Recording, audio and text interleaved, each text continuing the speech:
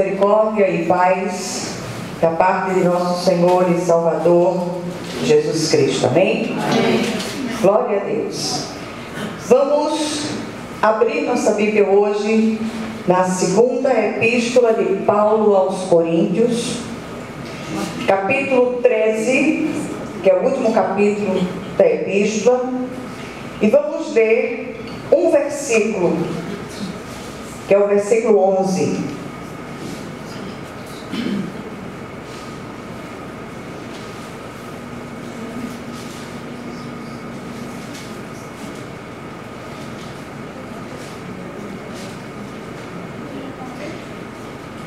Segunda Coríntios, capítulo 13, versículo 11 diz: quanto ao mais, irmãos, a Deus, aperfeiçoai-vos, consolai-vos, sede do mesmo parecer, vivei em paz, e o Deus de amor e de paz estará convosco. Amém. Amém? Amém. Glória a Deus. Vamos orar.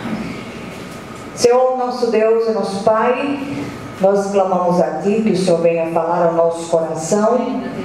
Te pedimos uma bênção especial para o irmãozinho que nos visita hoje. Que o Teu nome, Senhor, seja glorificado na vida de todas as irmãs que aqui estão e do irmãozinho que nos visita. Que o Senhor possa falar ao nosso coração através dessa palavra de vida eterna e que nada se perca dessa palavra, em nome de Jesus. Amém. Amém. Meus amados, a gente tem trazido à igreja uma série de palavras a respeito de fé, de avivamento, de busca de enchimento da presença de Deus.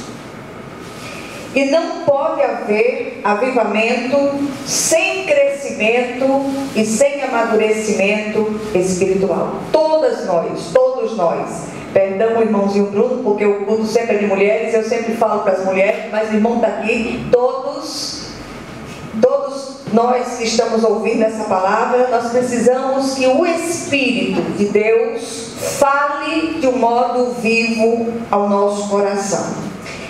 E o desejo nosso, na nossa oração, é trazer à igreja uma palavra de exortação sobre a necessidade de um viver coerente com a palavra de Deus e a vocação a que fomos chamados. Qual é a vocação? Ser separados para Deus. O apóstolo Paulo, ele traz palavras de despedida a essa igreja. São as palavras finais da epístola, mas ele aproveita a oportunidade dessa despedida para falar àqueles irmãos, para tratar de uma série de problemas que a igreja tinha. A igreja tinha divisões, a igreja tinha problemas de ordem moral, a igreja tinha problemas de ordem circunstancial, haviam intrigas no meio da igreja, não é? E, sobretudo, a entrada de falsos apóstolos que tentavam dissuadir os irmãos ou tirar a atenção dos irmãos dos ensinos paulinos. E o apóstolo aqui traz uma palavra de exortação, de certa maneira dura, para aqueles irmãos. No capítulo 5 desta epístola, Paulo diz assim: examinai-vos a vós mesmos se realmente estáis na fé. Provai-vos a vós mesmos, ou não reconheceis que Jesus Cristo está em vós, senão é que já estáis reprovados. Palavras extremamente duras e oportunas também para o tempo de hoje. Nesses dias nós temos ouvido algumas mensagens e algumas, como é que eu posso dizer, meu Deus, análises e críticas de alguns irmãos com relação a igrejas que têm uma outra confissão de fé, cristãs, mas que têm outra confissão de fé, irmãos brigando em redes sociais. Isso tem deposto contra a palavra de Deus e contra o reino de Deus. E aí Paulo aconselha que aqueles irmãos amadureçam na fé, que todos nós possamos crescer na graça e no conhecimento de Deus. É tempo de amadurecermos, já está passando do tempo de amadurecermos. Parece que tem irmão que não amadurece, já apodrece e cai. É uma coisa impressionante. Então, muitos que já deveriam ser mestres continuam precisando de leite espiritual. E até quando esses serão meninos da fé? Ontem, no culto da noite, nós tínhamos 10 pessoas.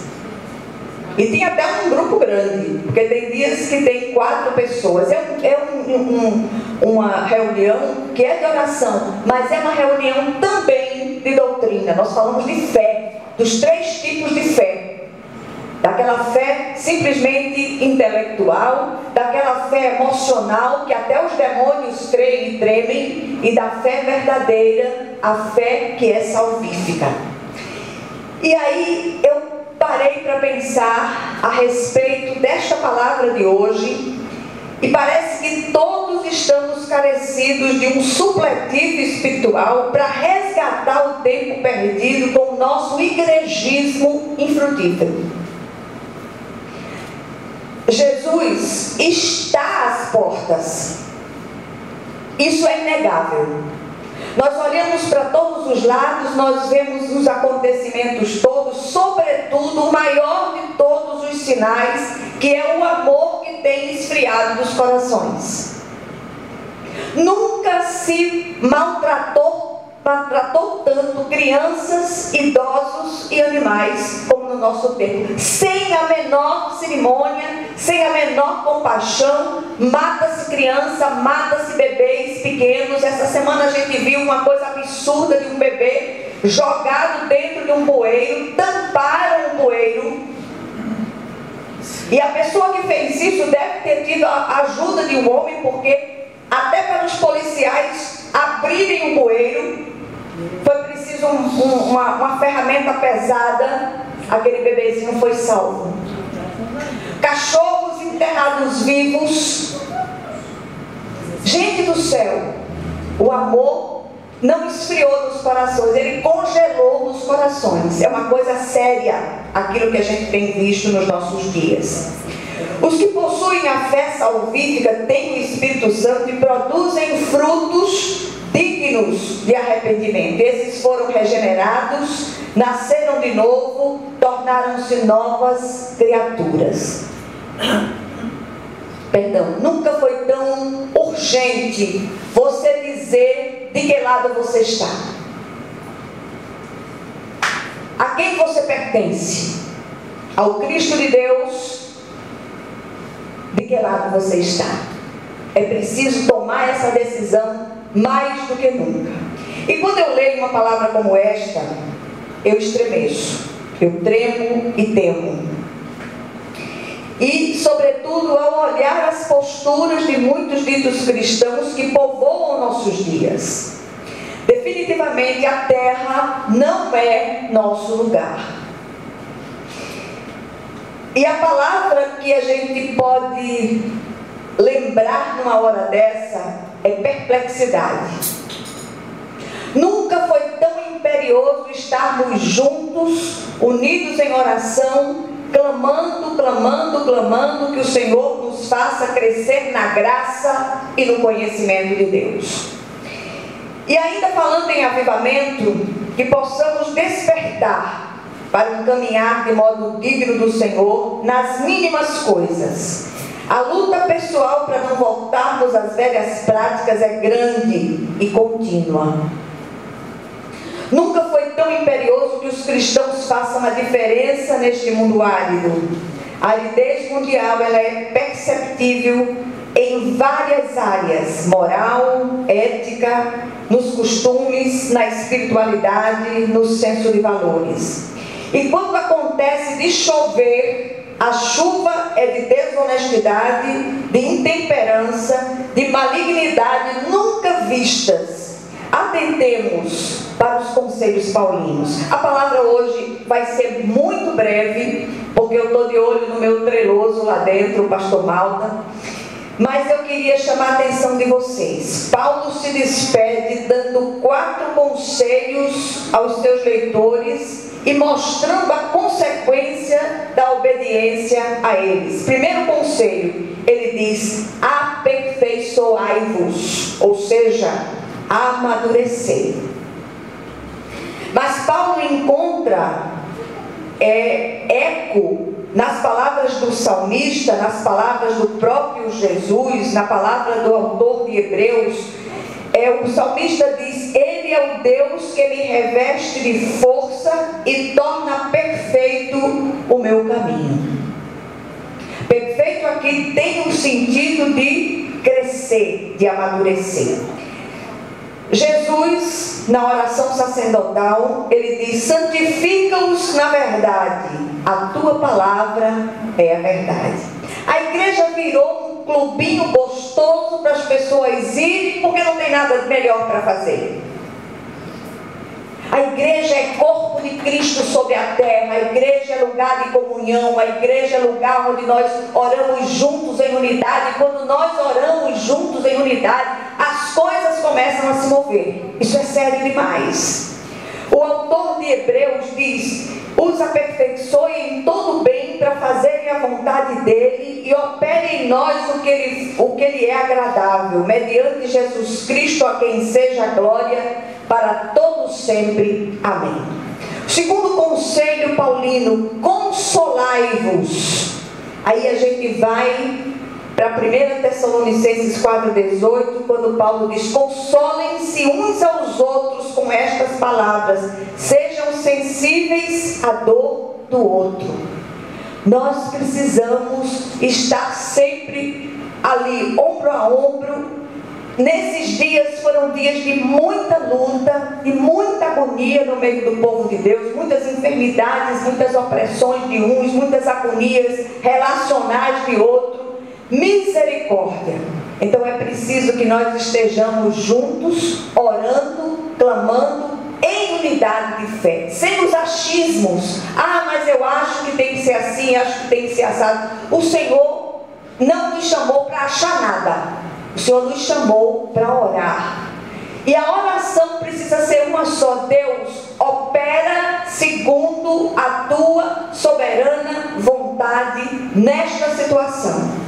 Eu não posso dizer a Deus o que é que Deus vai fazer, porque eu tenho uma visão limitada, você tem uma visão limitada. Você tem que abraçar o outro e dizer: Senhor, consola esse coração, trabalha nas áreas que precisam ser trabalhadas, opera naquilo que precisa ser feito em nome de Jesus. Terceiro conselho: sede do mesmo parecer, andai em unidade. Haviam 2 mulheres na igreja, Evódia e Síntique, que viviam se engalfinhando por causa de doutrina. E Paulo manda uma mensagem para elas, uma mensagem dura, que elas pensassem concordemente. Um reino dividido não subsiste. Nunca se viu tanto cristão brigando por bobagem. Efésios 4, 3 e 13, Paulo diz: façam todo o esforço para conservar a unidade do Espírito pelo vínculo da paz, até que todos alcancemos a unidade da fé e do conhecimento do Filho de Deus e cheguemos à maturidade, atingindo a medida da plenitude de Cristo. Andar em unidade, sobretudo naquilo que é essencial. O que é essencial? Crer que Jesus Cristo é o Filho do Deus vivo e só por meio de Jesus alcançamos a salvação. Isso aí é a vida mestra. E aqui nós não podemos ter dúvidas. Agora, em relação a batismos, em relação a isso, aquilo, essas bobagens, isso aí não é essencial. O batismo com muita água, com pouca água, batismo é um simbolismo. É um sinal exterior da nova aliança. Então a gente fica brigando por bobagem. Tem igrejas que não, chegam a não tomar comunhão com o outro irmão, porque o irmão é de outra confissão. Para com isso em nome de Jesus. E é na irmandade, é na unidade que o adversário tem alcançado alta vantagem sobre nós. A igreja precisava fazer a diferença na terra, nesse mundo de aridez que está aí. Não com palavras apenas, mas com atos concretos, com mudanças profundas, sobretudo lá fora. Aqui dentro é fácil demais, mas é preciso que nós sejamos bíblicos, que nós sejamos as digitais de Cristo lá fora. Aí vem o quarto conselho, que tem muito a ver com o anterior: vivei em paz. Paz com os outros. O sal é bom, mas se deixar de ser salgado, como restaurar o seu sabor? Tenham paz em vocês mesmos e vivam em paz uns com os outros. Há a unidade em termos doutrinários e há as dificuldades relacionais entre irmãos. Resolvam isso, em nome de Jesus. Romanos 12, 18, Paulo diz: façam todo o possível para viver em paz com todos. Às vezes essa paz não depende de nós, aí a gente dá uma recuada estratégica e entrega aquela situação ao Senhor.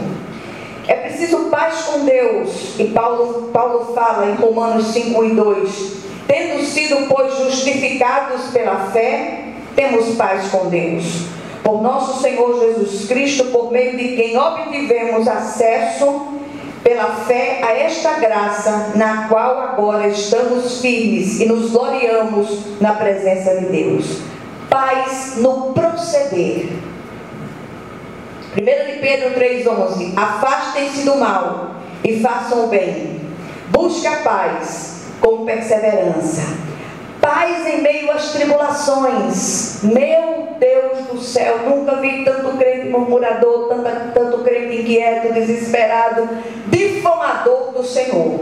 E aí, João 16:33, Jesus diz: eu lhes disse essas coisas para que em mim vocês tenham paz. Neste mundo vocês terão aflições, contudo tenham ânimo, eu venci o mundo. Se Jesus venceu, Ele também nos habilitou a vencer. O que o texto nos ensina aqui? O povo de Deus precisa fazer a diferença no mundo árido, precisa ser sal, luz e perfume. A obediência aos conselhos paulinos de buscar o amadurecimento espiritual, de consolar uns aos outros, de andar em unidade e viver em paz em todas as circunstâncias, nos leva à consequência, ao desfrute da promessa de Deus. Ao final do versículo ele diz: e o Deus de amor e de paz estará convosco. Essa é a promessa de Deus para aqueles que observarem os conselhos paulinos nesse texto. Que o Senhor aplique essa porção da palavra aos seus corações de um modo especial, em nome de Jesus. Amém.